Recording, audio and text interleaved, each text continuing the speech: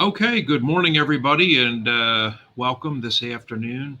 Today, we have the honor of remembering General and Secretary Colin Powell. I'm Marty Mongiello. I have the honor of having a distinguished guest with us tonight or this afternoon, Mike Rodriguez, Dr. Miguel Rodriguez, United States Army retired. How are you feeling today, Doctor? I'm feeling great, Martin, and I am honored to be on your show today. Well, thank you so much. And the host of our show, Miss Patty Freudenberg from New York, the Goodbye I Love You show. Patty, how are you doing today? I'm doing great, Marty, and it's also an honor to join you in conversation, paying tribute to such an amazing waymaker. Yeah, he really was.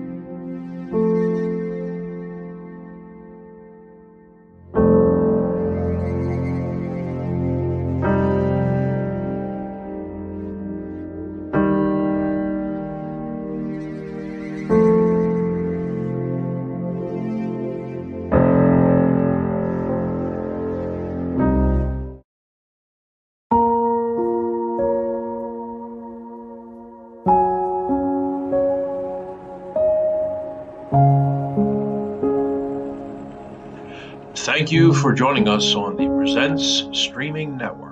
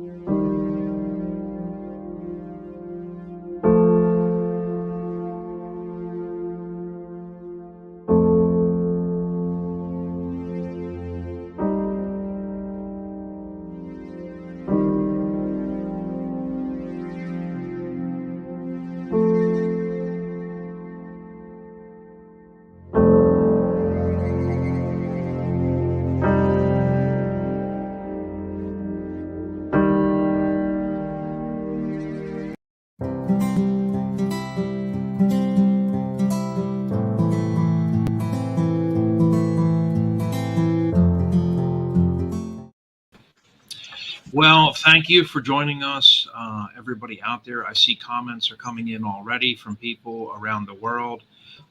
We are going to memorialize and mourn a great hero to all of us today. I was only in the Navy myself. Dr. Rodriguez, of course, was in the Army, and this may be much felt closer to him. But honestly, General Powell was all of our heroes, especially during the Desert Wars, and always appearing on stage with General Schwarzkopf. And then later, when he became, of course, Secretary of State, it was just fantastic. It was amazing to me. And of course, both Mike and I are retired, and it really has hurt us and hit us in a special way for military people. So, yeah, that's exactly right. I just wanted to say a few words and a prayer today as we begin and open it up and then start showcasing our comments from around the world, which are growing as we speak. Let us pray. God, in all of the names you go by, let us mourn today in all of the faiths on earth. It is with respect for the universe that we come to you. Your power brings us to birth. Your providence guides our lives, and by your command we return to dust. Lord, those who die still live in your presence. Their lives change, but do not end. We hope and pray for this family, relatives, and friends, and for all the dead known to you alone. In company with the angels who live by your side and yours, may they rejoice in your kingdom, where all our tears are wiped away. Unite us together again in one family to sing your praise forever and ever. Amen. Amen. And Patty, I would like to throw it over to you. You are much better at these things. I'm already getting teared up. Let me go. I almost started crying during the Everybody, go ahead. just watching Take a moment. pictures of him. Honestly, Exactly. Patty is a trained mourning specialist and almost graduating as a specialty expert in this area. And Patty, I would like to throw it over to you.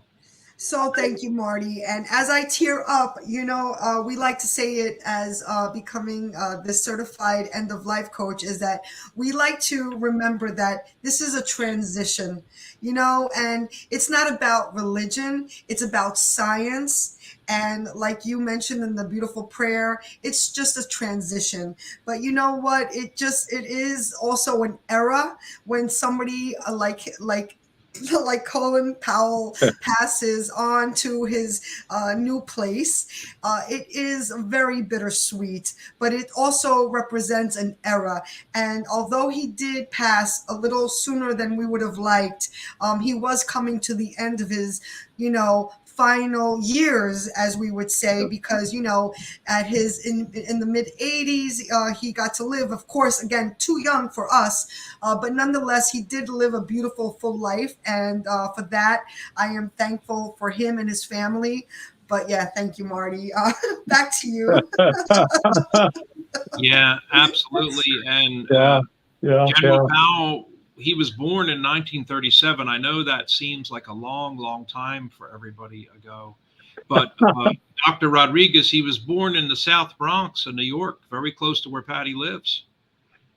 Exactly. Stickball and the whole 9 yards, right? And then you look at the era and the years and think about what his community was.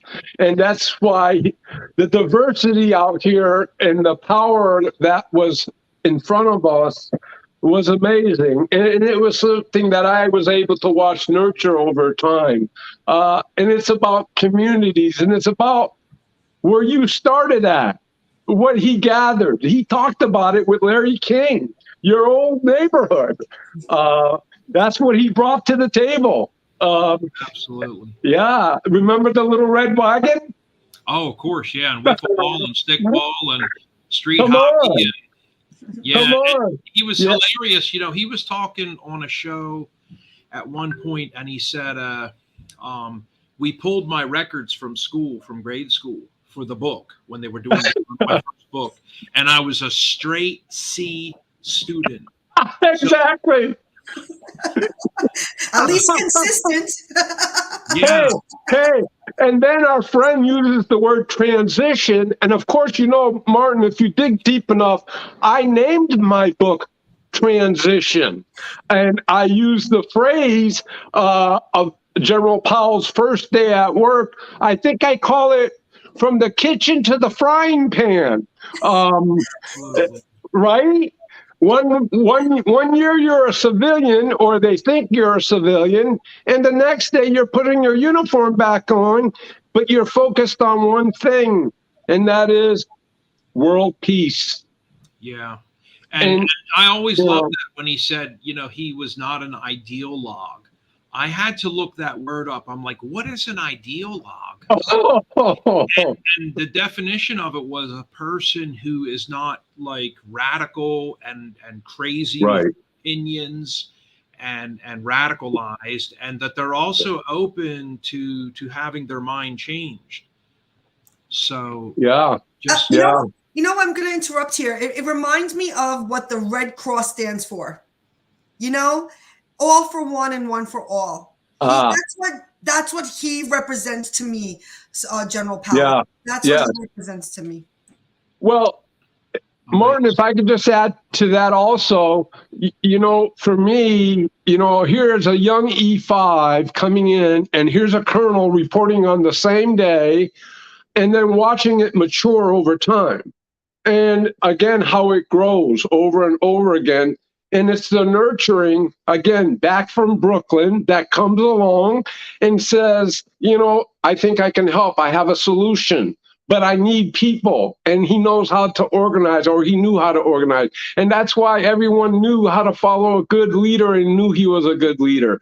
But it was truly the heart and the families that both him and his wife and family were concerned with. And they always look for, because in the military, they love to say, you're not issued a family. But with General Powell as chairman and his wife, as you know, family first, no matter what. And we've been through 20 years of war. And that's why I said a pathway has been set. He left us the foundation. Let us keep building. He'd want us to. That's why we're having a celebration. Absolutely, absolutely. And, you know, I wanted to accentuate off of what you were mentioning, family, with that one great photo that we've been using this week to memorialize him, of all the family around him from the military. And there is one civilian back there in the background, but it really is a nice photo because it showcases white and black, and there's Hispanics in there, and there's lady soldiers, and it was just a great diaspora there. There's Asians, and you know, the full diaspora in that photo. And this is in the desert, that photo, and everybody's smiling and happy because we were always thrilled to see him. Before you show it, I just want to also mention, for me, what that photo represented is that he was in there. He's speaking from a knowing place, not just from the podium, where a lot of the new generation see him with his suit on and all the back. No. That picture represents he's speaking from a knowing. That's right. Yep. Coming from the inside, 35 years in the Army. Mike, how long were you in the Army? Was it 25 or 26? They considered me a 20-year retiree. So I was stuck in there with three chairmen, not stuck, I was privileged to be there with three chairmen of the Joint Chiefs. And, you know, I'm going to just say this out loud. General Powell is the only one that has ever fired me. Now, you may find that weird, but it's a good thing. And I already told Martin this story. He may have fired me, but he sent me over to the White House. So I don't know if that's really bona fide firing, because that's what he did. Silver lining. Lining. Exactly. And how is it as we were maturing? So it's all about education. And he always knew a mentor. He was a mentor. He didn't just tell you what he did. He showed you how to do it. Exactly. And he himself said, you know, when he was in college, it was sucking. He was not doing good. And he was quickly wrapping up to become a failure. He had listened to his parents every Friday night. He said, you know, being Jamaican immigrants is such a great story for immigrants, you know. But he said he would listen to his mom and dad every Friday night, brag to each other and boast about how much bread they had brought in, you know, this week from their employer. And he said they were just, you know, common laborers. They were not doctors, scientists. Neither of them that wrote a book or invented a vaccine to become someone on Earth. So for him as a straight C student to be sucking wind in college was pretty amazing. And that's when he said, and I just went to a regular college. I did not go to Yale, Stanford. He rattled off a couple of them, you know, famous colleges. He said it was just, you know, CCNY there in New York. But then I got involved in ROTC, and that semed really cool to me. Same here. And also, Marty, let's not forget, in the times that segregation was, you know, in full effect. Oh, absolutely. Right. So that also, so you could use so many excuses just to say the heck with everybody between the segregation and being immigrant, first generation. Mhm. You have a lot of Yes. excuses, and no. He finished his purpose. He did his purpose. Oh, yes. Oh, Yeah. yes. Oh, yes. Yeah, he mentioned that during an interview also. He said, they came to us and said, we're no longer going to continue to pick people from Yale and Dartmouth and MIT and Harvard and Stanford. We are now going to switch horses, and we're looking for people based on skill and the work that you do. And when you listen to like some of his interviews where he talks about things that he messed up and ruined and failed at, and he's like, you stop doing those things and quickly stop and figure out, like, what are we going to do, because I can't make that mistake again. There's really honest interviews that he's done. Oh, absolutely. All the way to the end, and clarification like you wouldn't believe. From the news end on the right, I would say, you tell me. He's exactly spot on, as we say in the intelligence field. Yes. Well, my favorite is that he thought he was done. He was done. Yeah. Never done. That badge is forever. they keep bringing you back, which is one of the big trivia questions I always ask people. And then he accepted, but he knew that was his purpose in life, that he accepted, because he could have easily said, I did all this. No, thank you. But he accepted. Yeah. Oh, absolutely. How is it? Let's just get the job done and move on to the next job, right? Absolutely. With no nonsense. And he knew it was the community, because that's how it works in Brooklyn. That's how it works in communities. And it's communities he left us with. And that's what we have to understand. We are to rejoin ourselves through his power that he left behind. And it's about communities. Oh, let's not forget about optimism. Everybody, come on now. Optimism. It was him. Yeah. How about it? That's a big one. Right? That's a big one. Come on. We've got to remain optimistic. I'd like to take a break in today's memorial and just shoot over to some of the photos that we were sharing at the beginning. And when we come back, everybody, we're not going to have commercials today because we felt those would be rude and disrespectful. But when we come back, we're going to have the national anthem and play taps for the general.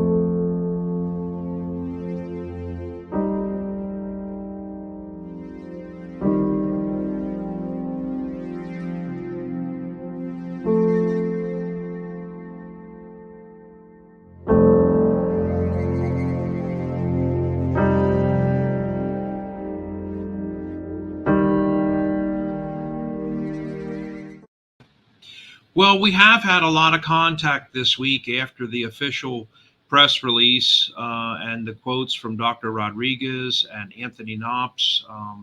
Our press president had put out the press release. Most of the questions out there that our viewers have had writing into us, I can just highlight and summarize for everybody. The biggest one was what's with the Presidential Service Badge and all that.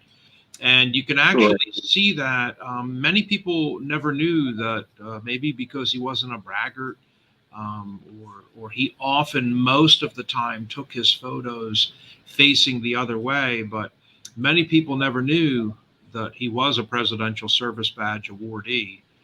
And in his National Portrait Gallery, which we'll showcase now in Washington, D.C., he is finally, the artist painted him facing that direction to where his PSB is showing. But very rarely did he take official photographs with his Presidential Service Badge facing. More often than not, you would see his other badges here on his left side of his uniform were facing. So we had a lot of questions on that this week, and also from our English friends over in London. Of course, Buckingham were very touched that we had put the photos of him up with Diana, Princess Diana. And I had promised when we come back today, I have very nice for everybody. I would like to share the national anthem. And before you guess, yes, it is going to be played today. Footage from the United States Army Band. So that's going to be really neat. And then we have an additional surprise today. Thank you to Jacqueline Perez, by the way, and Jesse O'Haver for your wonderful comments, and also QB Driscoll. And Jesse said he wears his Presidential Service Badge proudly, knowing that those that came before him. Thank you, Jesse.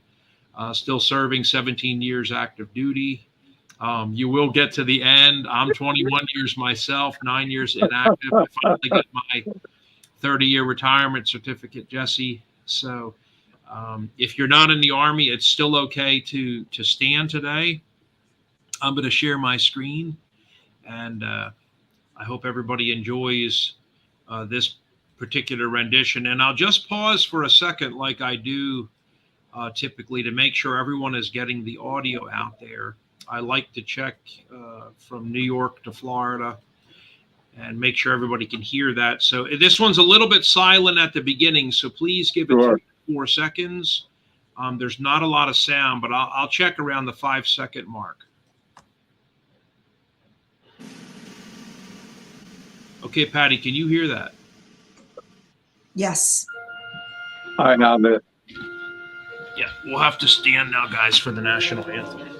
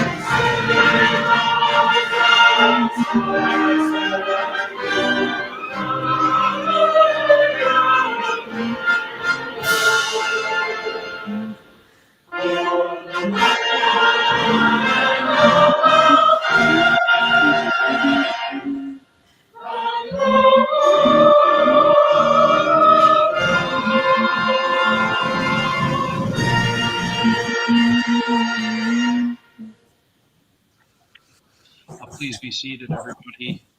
And again, thank you for joining us today as we memorialize, probably not for the last time, but a wonderful, wonderful statesman, statesperson, general in the United States Army. For a lot of us, this is our hero.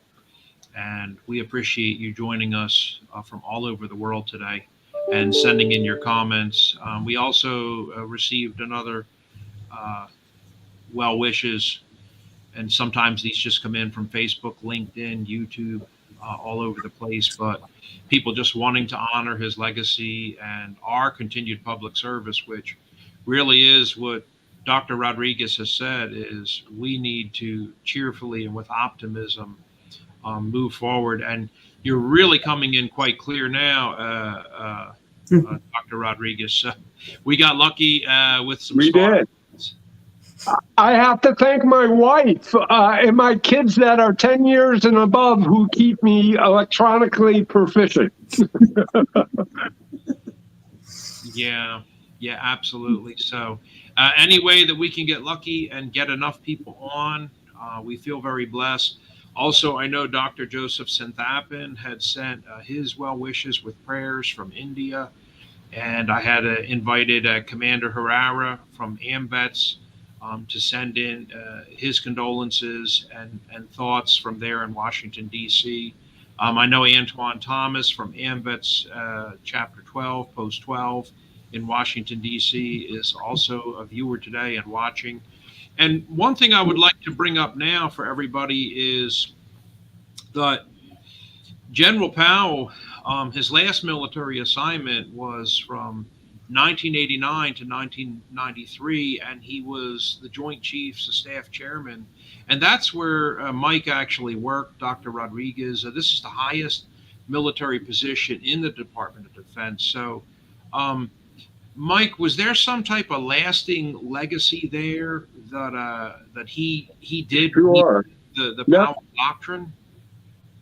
I think I caught most of it, Martin, on the legacy part. I would go back and say, in my book In Transition, when he finally got up there, I was in transition also. So, in continuity of government, it even occurs in JCS, the Joint Chiefs of Staff. So I was able to witness that 3 months of transition that he was going through back into uniform again. And it was like he didn't even miss a beat, staff-wise, because you have to understand when you take a position like that, it's like 12:01, you get the phone call. And he was ready to answer that phone call almost instantaneously when he became chairman. But it was the same person that I seen in, let's say, 1979 when he was a colonel with Secretary of Defense Weinberger and later on through Secretary of Defense Carlucci, in which he was developing these skills. So we think about the legacy. These leaders, especially, they're nurtured, and he never misses. So when he arrived at the Pentagon as chairman of the Joint Chiefs, he arrived to do business. And that's what exactly he did. So the legacy he left behind is the doctrine of leadership, of not only being, let's say, the war end of the Defense Department, but recognizing the holistic of government. And that's the part that he was bringing in, the new part that no one really seems together at GSPM, the Graduate School of Political Management. We've been talking about this for 3 or 4 years because General Powell has been bringing it out for maybe even longer. Like he said, there really is no retirement word to General Powell because he never really did retire. He just moved on to the next project, which he completed. Yeah, and I liked your quote, Mike, the other day that he said, which was in our press release about going over there to take on Saddam Hussein and that we are going to kill. Yeah. Yeah. In 2000, I read in 2003 how he came on air and said, "Hey, this guy is no good."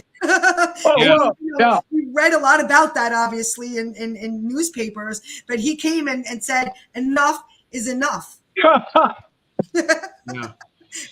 and he did honestly talk about, he quoted to the United Nations a lot of stuff, And he said that information turned out to be wrong later.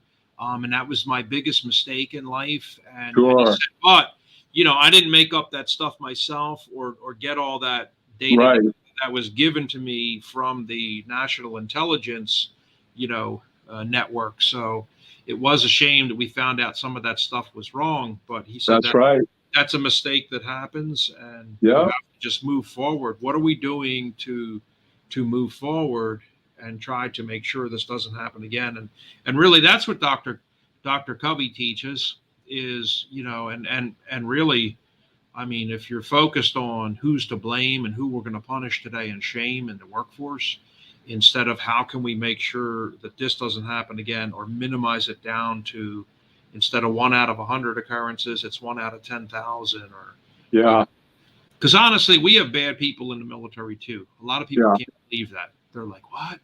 I'm like, "Yeah, we actually have bad people in the military also." And you know, you may have the chagrin of General Powell say we're going to have to do something about this clown. Did you ever see him get mad or hear about him getting mad, Mike, or lose his cool? You know. Wow, Martin, you really know how to put a person on the spot. I don't have any historical references. Okay, look. You may find this hard to believe. You know, there's different types of, let's say, levels, right? You know, and some of these guys, you know, whether you're the recipient of the, let's say, chewing out, you still need a shower. And that's what was good about General Powell. Although you were getting chewed out, you didn't feel like you needed the shower, but you knew you got chewed out. But I'd never seen him, how is it, you know, that's not what a leader does. A leader is calm, collective. There's the exit. Objective, maybe the objectives. Very focused. The reality is that there's no room for nonsense. And when there's no room for nonsense, you don't have that overreaction because you don't tolerate it. And again, remember, as I was on that staff for the transition, what I noticed, there was a zero tolerance. You either were capable of doing the job or not. And it's just that simple. And that's what makes communities, knowing the community leaders. And those are the resources that you turn to because, you know, they can produce. Credibility is everything. Absolutely. I mean, didn't he teach? I mean, even myself, I mean, you know, I even told Martin a couple of private stories where he would stop you in your tracks and say, hey, you know, don't talk down to people. And you know, even myself, my wife and I have a conversation about it. You know, you don't even catch yourself sometimes, but he's right. And at that level, when you're at the United Nations, you're not talking down to that country. And you're only as good as the information that you have. So therefore, that's right. When you think of coalition, that's what was dynamic. A man that's able to put a coalition together, all these countries, that's what people should understand. And that's why we're back to communities again. And we're back to coalitions and partners. Hear those words. Those are friendly words. I have a question. Sure. For Miguel. Did you feel, now this might be a silly question, and I feel like I already know the answer, but I just want to hear from you. The presence, the vibration of his presence, how far was the reach? If he was in the building, sure. Was there a buzz? Was there a buzz? All right, Martin, I'm going to get, you two, both of you, here it is. All right. Now, you know, he worked with Ronald Reagan, right? I mean, everybody knows that, right? Now, when Ronald Reagan walked in the room, Martin, was there a presence there when he walked in the room? Yeah, okay. Sure. That's how General Powell made the room feel. Did you get it? Did you get it? Just now. Folks, I'm keeping it real, right? You just came to visit us. I have to keep it real. Of course. He worked for Ronald Reagan also, didn't I mean, and Ronald Reagan was about the brand. Respect the presidential seal. You know, that's even folks, I have two badges here. One is the Chairman of the Joint Chiefs of Staff badge. The other one is the Presidential Service badge. The one that he never wore in public and he wore in that photo above his head is the Presidential Service badge because he wanted everyone to know. That makes me cry, that photo. Every time you show it with the badge, it makes me cry, Marty. Yeah. Okay. Well, then you should tell her, Martin, that what we did then is I actually have authorized, and I ran it through Martin. That's the photo that we're going to use for releasing the upcoming book. And maybe I've just let out too much out the bag. No, I don't think so. Did I? Or I don't know. I mean, just make sure you bring your tissues when you buy the book. Oh, come on! I couldn't believe it. My wife doesn't even believe it. I mean, you know. But look at the photo. Does anybody have a copy of the photo here that they can bring up, Martin? It's worthy of being on that cover, though, because he was so. Like, yes. You are doing him justice. I mean, that's a beautiful full circle. Thank you for that. If my 12-year-old was in the room or my teenage daughter, she could bring up I actually have the photo saved, but I sent it to Martin because I knew it was a cookie. We call them cookies. You know what I'm talking about? The badge over the head. Look at the badge over the head. He's right. I'll be honest with you. The other thing that I had mentioned this week was, you know, when he came to the White House for the state dinner, he was invited by H.W. Bush. And I have the photo here, him and his wife, Alma, coming into the state dinner. So this was a huge, huge event. And we were super lucky to have him as a guest. And it was amazing to see H.W. Bush call him out, in fact, during the meal. This was for Queen Margrethe II of Denmark. This is in 1991 at the White House. And, of course, everybody's always asking me, hey, what did they eat for that? I'm like, okay, so lobster medallions, you can't go wrong with that. And, of course, roast rack of lamb. You know, you can't beat it. But the president, his speech was really neat. He said, Prince Henrik, he did address the prince.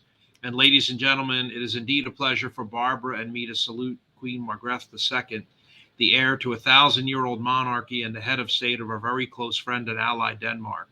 We honor her tonight as a superb queen and ruler, and yet we also honor her as an artist, translator, and scholar whose work aptly reflects the civilized and humane qualities of the Danish people. We also welcome and honor this evening Prince Henrik, our very special guest, an accomplished and energetic man whose contributions in business and in the environment and in charitable work have brought great credit to Denmark from all around the world. We've been delighted that Her Majesty and the Prince Consort have chosen to send their sons, Crown Prince Frederik and Prince Joachim, to travel and study in our country. In fact, we take it as a great national compliment that Prince Henrik, who owns a vineyard in France, sent the Crown Prince to study and work at a California winery. So that was pretty funny. A very broad-minded prince we have there. At that point, a lot of people were laughing, actually, during the state dinner.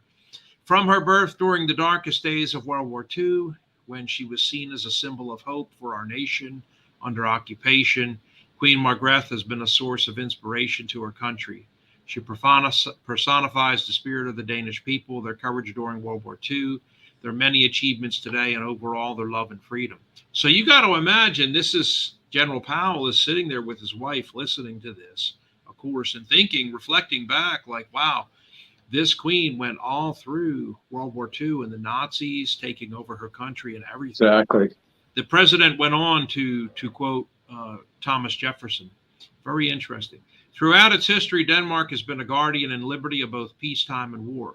Since President Jefferson and King Christian VII first established diplomatic relations, our nations have jointly fostered the liberty which sets and keeps men free. We saw that in World War II when Denmark smuggled virtually all of its Jews to freedom, and when even under occupation, almost your entire Danish merchant fleet willingly helped the Allies. And here comes the good part, Mike. Yeah. Tonight, your Navy and ours sail together in the Gulf. And this time we stand together against another brutal dictator, against another aggressor. Your Majesty, I am very proud that tonight with us is not only General Powell, who you met, the chairman of the Joint Chiefs of Staff, but also the two ranking enlisted men in both our Navy and our Army, Master Chief Petty Officer Bushy and Sergeant Major of the Army Gates. And they and their colleagues from all our services are doing a superb job, just as your military people are aboard your vessel. And I must tell you, Your Majesty, that our country is united behind them totally today, exactly as we were united in World War II. And patriotism is high here now. And for our purpose, you see, is clear, and our mission is just. And we are going to prevail. And your forces and ours will guarantee that the torch of freedom will illuminate Kuwait. 31 years ago, one of Denmark's greatest leaders, your father, said it best. Let us unite, said King Frederick in a toast to President Eisenhower, in the hope that the torch of freedom which we receive from our fathers may also illuminate the path of our descendants for generations to come. And in that spirit, I ask all our guests tonight at the White House to raise their glasses to a third century of Danish-American friendship, to the peace we seek to win, the peace we intend to keep, and especially to Her Majesty and Her Royal Highness and what they symbolize both for Denmark and to the United States and for the entire world. So that's what President Bush said. And can you imagine General Powell, a black general, sitting there in the White House? Exactly. Being toasted and called out during the speech by the President of the United States in front of Queen Margrethe. And he probably had to look at his wife. And I've never met his wonderful wife, but he probably had to just like look at her. And she may have reached over and just actually pinched his leg, Mike. Oh, yeah. Oh, yeah.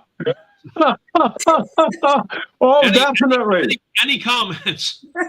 Definitely. You always ask me, what was the speech? What was said? I know you heard it all. What did they eat? What was on the menu? You know, they always want to know. Could you hear a pin drop?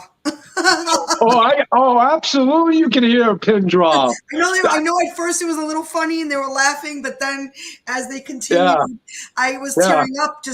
You brought me there, Marty. I was in that room too. I got to be honest. All of us. Exactly. Martin knows how to do homework. That's for sure. Thanks also to Mike Casavelli, just wrote in. He's a George Washington colleague. And he said, thanks for your patriotism today. I'm wondering if it's okay with you guys, we'll take a second here to play taps, and we will have to stand again. So if you're looking at my somewhat fat stomach, I'll try to tilt the camera up, but I am retired and a disabled and injured veteran. So I'm not the same guy that I was. That's what happens when you work in a kitchen. So I will share my screen again. They don't even believe that, though. We're going to have the benefit of the Army again, and this time we are going to the Tomb of the Unknown Soldier. So I'll pause again to make sure my wife knows them well. Yes, everybody can hear this and is getting the volume again as we get going here. Okay, can you hear those bells, Patty? Yes. I hear the Netherlands bells. Yes. I'll play that then.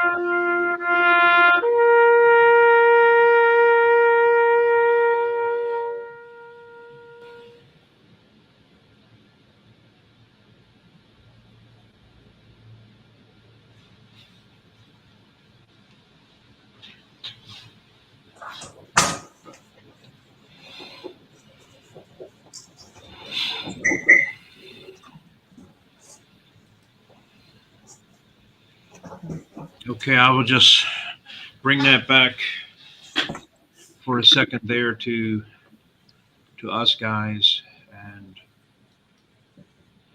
I will just mention to everybody, give us a second. We'll be right back.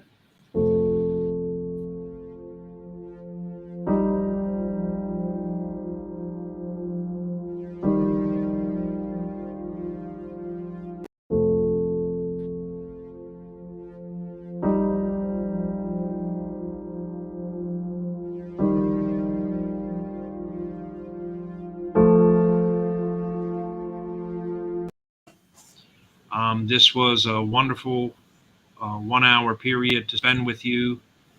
Thank you to Mike Medina Casabella for all of your comments. Patty, any parting comments today? I did have a question, but I don't know if it's too late for. Oh, it's never It's too late. never too late. Do you have a favorite chapter and why? If I had a favorite chapter and why, if I had a favorite chapter and why, it would be always have optimism and never forget it. Never. Because that's what we have to have here. And if that's taken away from you, that takes a lot of other things away from you. But if he wants you to be a leader, he wants you to have that optimism in you.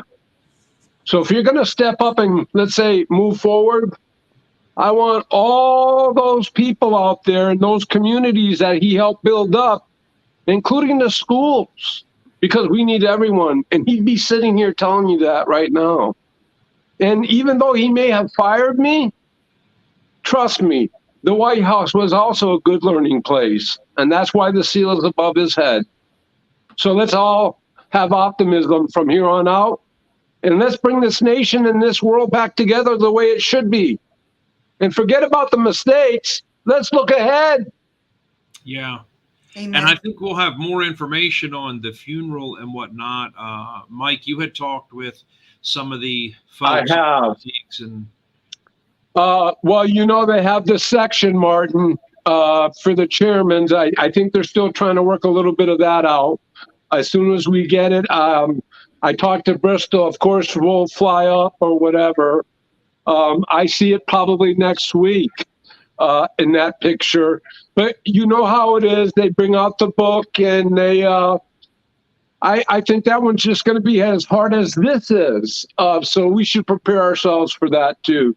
I'm honored to represent the Presidential Service Center. The fact that I'm even being asked to even like sit in the same chair. Oh, by the way, I should tell you, I am sitting in the chairman's chair that he got from college. If you want, I can show it to you real briefly. Hold on. yeah, please, I'll blow it up. In fact, here. Oh yeah, see a little bit better. Do you see it? Oh, yes. Yes. Okay. Oh. Okay. Now listen. Okay. Hold on. I'm back. All right. So the quick story is, as the chairman, the chairman that he replaced, which was Admiral Crowell, was given an honorary degree from George Washington University. So the chairman gave me this chair.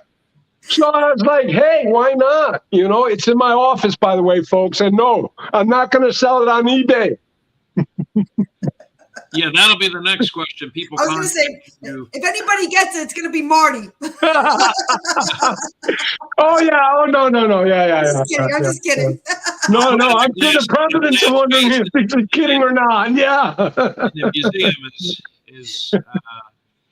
Thank you, Giuseppe from Italy, Giuseppe Finocchiario, and also Mike Casabella said it's an honor to be here. We appreciate everyone with all of your comments coming in. We're going to wrap up today, guys. We promise we will be back with more information about the funeral services. We believe that General Powell is going to lay in state, and that probably is going to be hundreds of thousands of people come. And I'll meet Mike there in Washington, D.C. with many of our other trustees like Antoine Thomas, who lives there. Yes. Amber Herrera, who lives there, Paul Brandis, who lives there. Many of our trustees and board of directors live in DC, and we look Right. forward to seeing everybody. We'll have more information on that soon.